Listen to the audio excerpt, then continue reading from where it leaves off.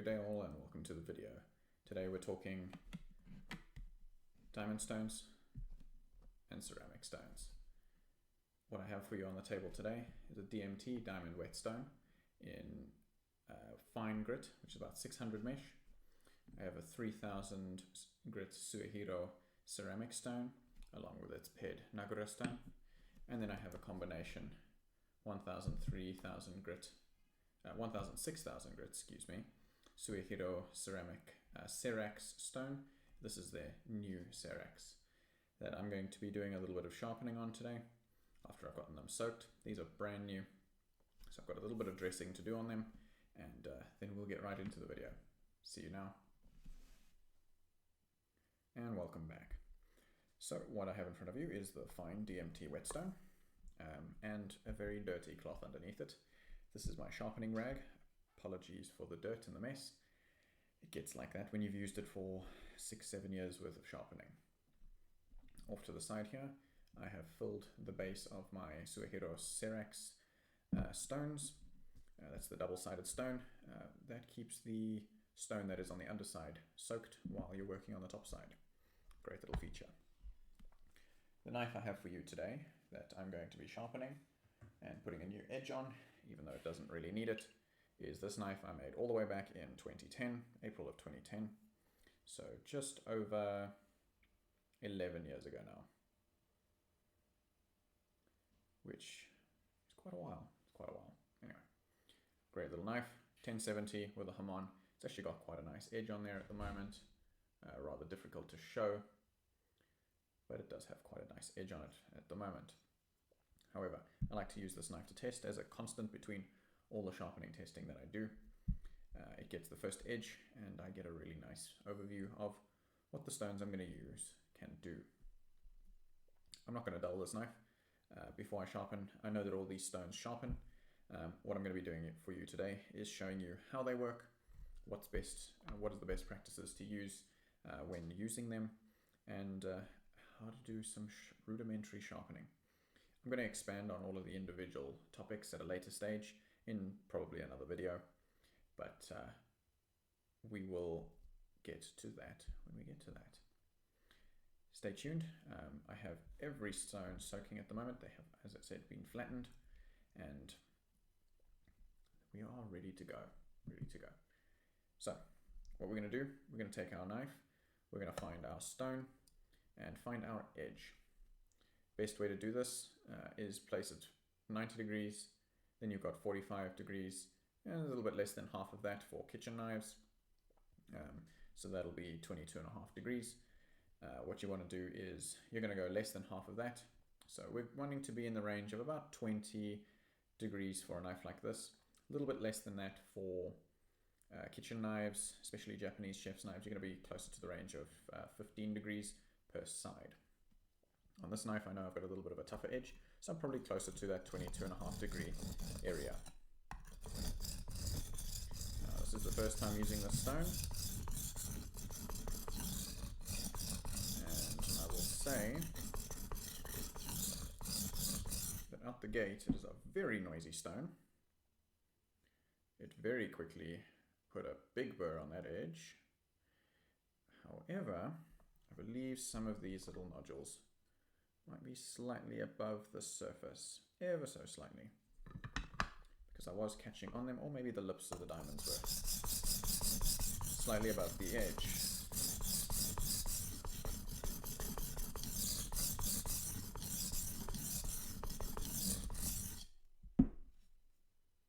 Now, I have put a very rough edge on there. That's about 600 grit. I'm completely redoing this edge. I'm bringing up a burr along the entire opposite side. I'm going to see if I can get that burr on camera for you. It's going to be quite difficult to do. Let's see if I can get it this way around.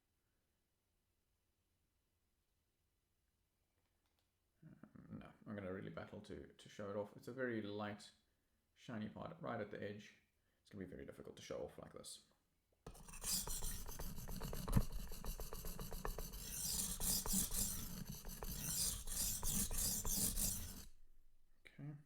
Feel for that edge all the way down. You can also see that I'm working the entire edge. I have a very nice even scratch pattern going all the way down the blade. That has removed my polish that was there before, but would have removed any previous grit to the scratches. You can see the stone is kind of gripping right at the beginning.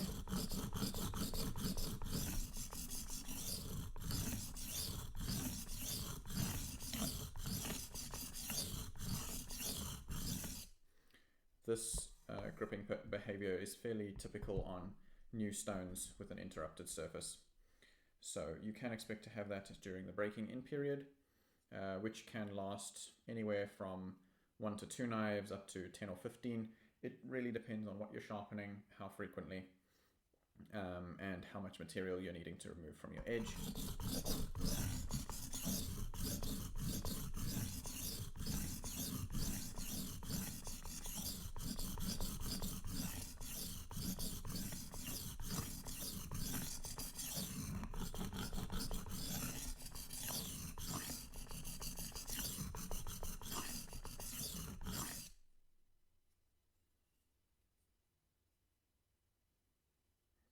It looks like we are working that edge quite well.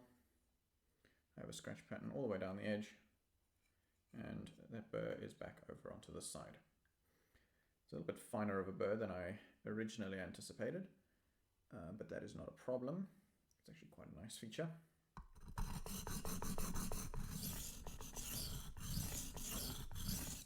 During the initial break-in period of a diamond stone, you will often find that it cuts quicker than it otherwise would.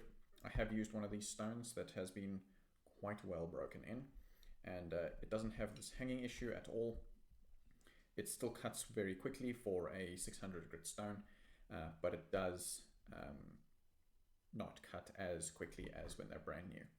That's typical of this diamond stone, this flavor, as well as the dia sharp plates, which is just off screen there.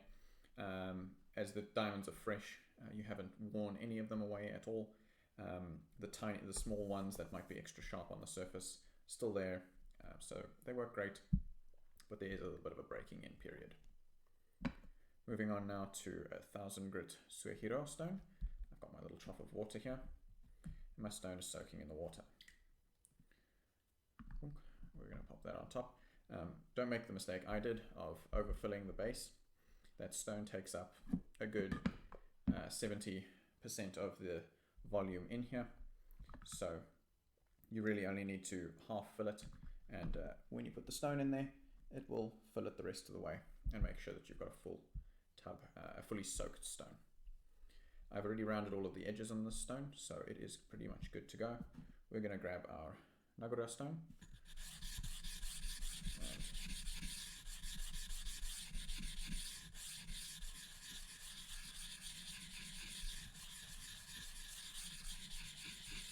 Dress the surface. Now, I haven't used a Nagura stone on a 1000 grit before, and I have no idea if it is intended to be used on this particular stone in 1000 grit.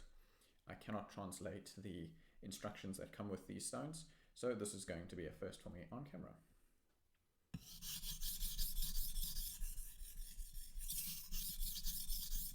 You will see I'm now working the side that is opposite to the last side that I worked on the last stone. Now, ceramic stones tend to be on the softer side and will gouge fairly easily. Even the Suehiros, which tend to be on, or seem to be, at least in my little bit of experience, they seem to be on the harder side. They do still gouge. So what I recommend is that your first pass on a new side, and your second pass, and sometimes even your third pass, especially when going from a diamond stone, have them be pull strokes, edge trailing strokes. That way what you're doing is folding that burr back over, and you don't get deep gouges into your stone. I have on another ceramic stone flipped it over from being on a diamond stone. The burr was facing down like that. I made a pass and it just dug in and took a nice big chunk out of the stone. That was not at all a fun experience, and I don't recommend it to anyone. The other side of this stone is a 6000, so what we're going to do is we are going to check it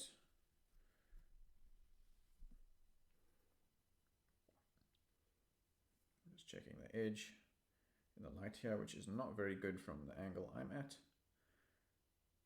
unfortunately. It is, however, looking like I've gotten all the scratches out from what I can see. I'm going to put this whole stone back in my water and grab the next stone, which will be a 3000 grit Suehiro. Also, this has been dressed. All the corners and edges have been rounded over from the factory. It comes with a little bit of a 45 type angle on the edges, which isn't the greatest for longevity of the edges. I prefer a little round. There's no way I can't get into a small radius that I couldn't get into with the 45 that's on there. I prefer a little round, just a bit more of a durable edge. I go into that a little bit more in detail in my other video that I have on flattening stones, which is Sharpening Episode 1. Now you can already hear the stone is a much finer stone. I didn't use the Nogura on this one. Now this stone has a different Nogura stone. It is a darker one.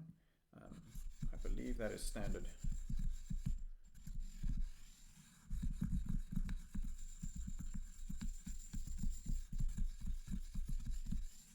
Now that clicking noise you can likely hear is the stone, because I flattened these as well, it is fetching lightly on the surface. So I'm trying to be quite delicate about it and not let that happen too much. It's a little bit tricky.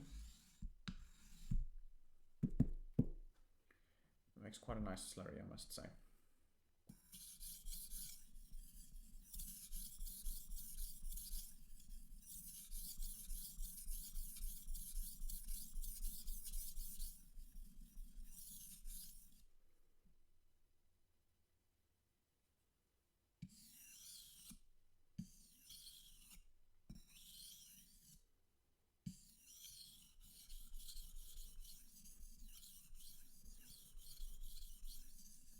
Say I quite like these Suehiro 3000 grit stones.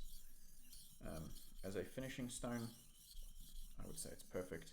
If you're wanting to go all the way to 6000 grit, I recommend doing what I've done, which is getting the 1000, 6000 combination stone and then a 3000 separate. That seems to be the more cost-effective way, at least locally here. You're welcome to check for yourselves. Inquire at your local dealership. I'm not sure who deals in Suehiro stones in the US. It might be Suehiro themselves. Locally, you can get these stones from me.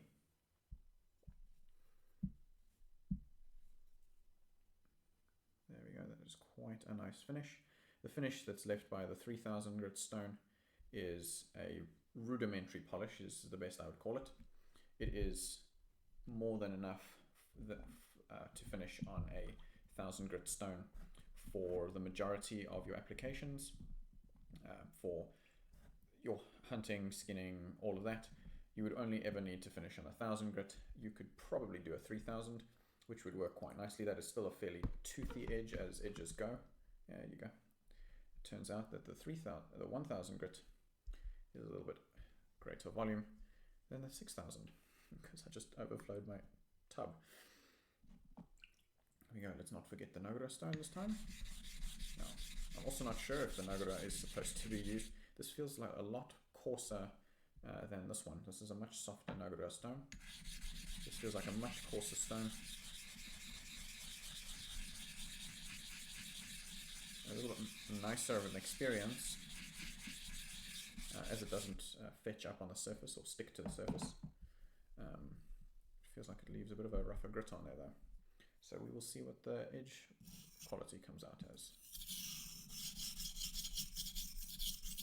That is definitely a coarser finish. I'm not sure I like that very much. I'm going to rinse that off. And we can start that again. Oh, apologies.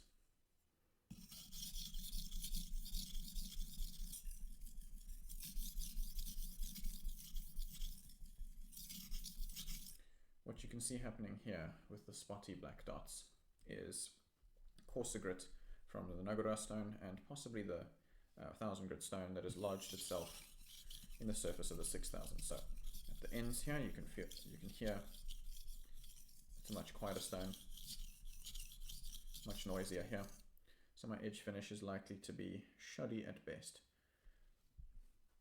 So what I'm going to do is grab my big flattening stone. This is a dia sharp extra coarse DMT dia sharp extra coarse stone, and I'm just going to work it over the surface.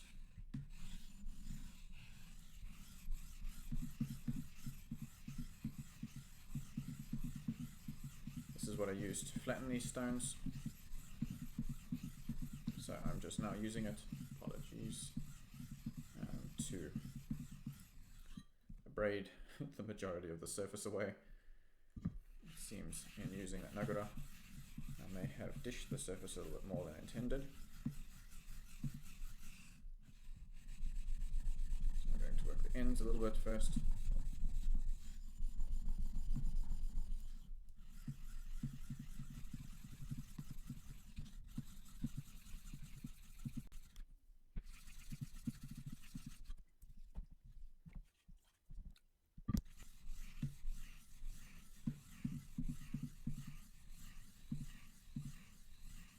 We use a figure 8 motion to ensure that we aren't wearing in any odd spots. You can see I've still got a little bit left in the middle there.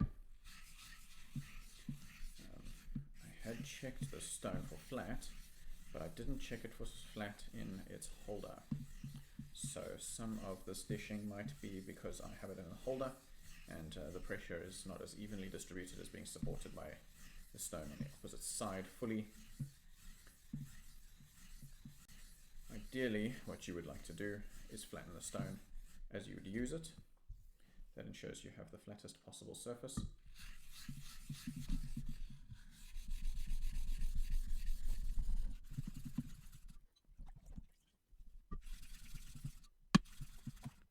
Okay, that should be enough for now. We can get a bit of a better idea on what this stone is doing. And as we use it, it'll wear away in the other areas, so I'll be sure to use these areas and not so much this area. Not clean the edge.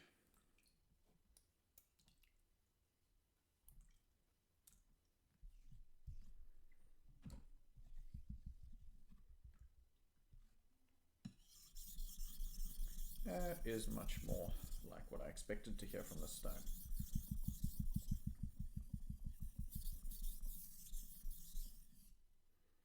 Very, very nice. Much, much better. I may not have flattened the stone enough, and it may have had additional grit contamination from the factory. It is also a possibility. You can see that I'm using the parts of the stone that are not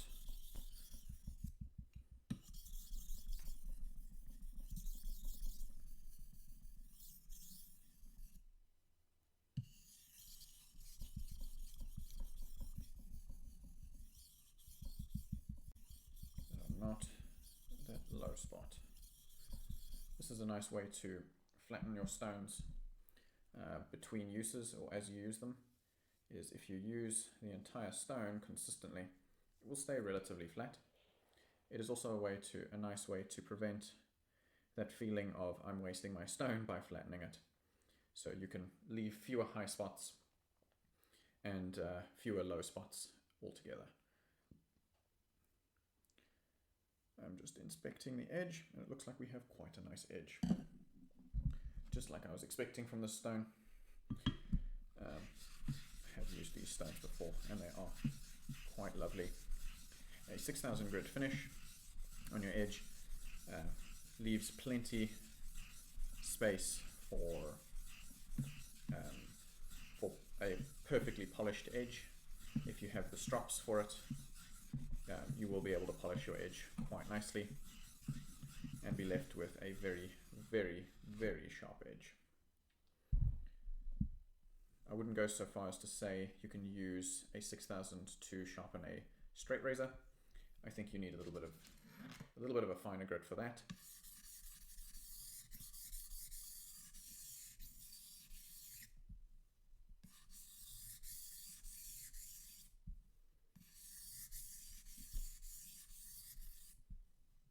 There we go.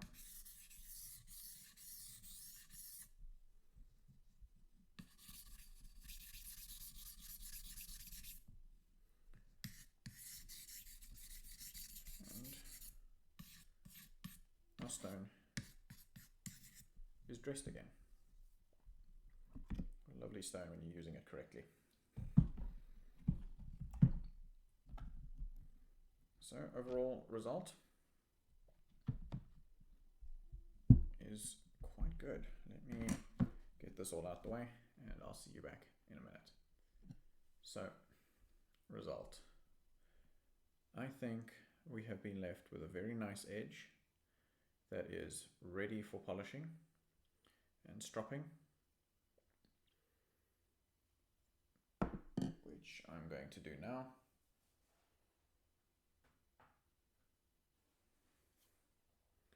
With just a simple homemade strop, leather with the grain side, leather with the skin side, a little bit of compound on this side is it's razor stropping compound, which I quite like.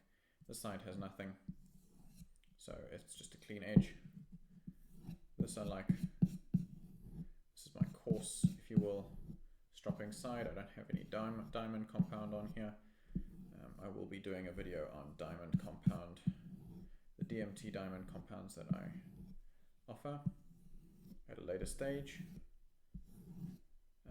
along with some new strops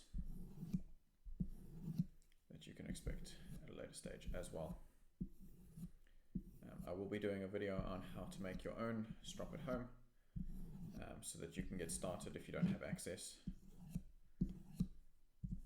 to a strop wherever you are, or if you're just on a tight budget and would like very much to have razor sharp edges for yourself. That is quite a nice edge. I am out of hair.